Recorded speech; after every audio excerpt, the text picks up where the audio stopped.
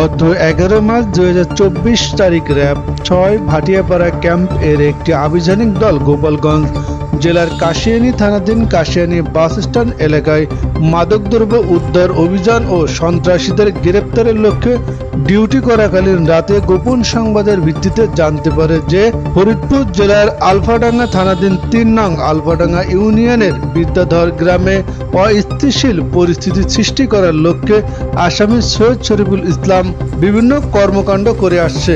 উক্ত সংবাদের ভিত্তিতে আভিযানিক দলটি ফরিদপুর জেলার আলফাডাঙ্গা থানাধীন সাং বিদ্যাধর গ্রামে পৌঁছা মাত্র র্যাবের উপস্থিতি টের পেয়ে উক্ত ব্যক্তি পালানোর চেষ্টাকালে সঙ্গীয় অফিসার ও ফোর্সের সহায়তায় আসামি সৈয়দ শরীফুল ইসলামকে পাকড়াও করেন এবং তার বসতঘরের পূর্ব পাশে টিন শেড রান্নাঘর থেকে একটি দেশি ওয়ান শুটার গান, একটি চাপাতি এবং 6টি ধাতব তৈরি ডাল উদ্ধার করে জব্দ করেন।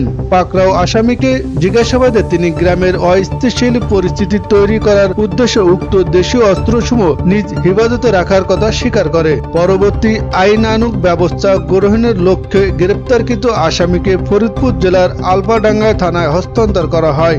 ইকরামুল কবির, প্রহর টেলিভিশন।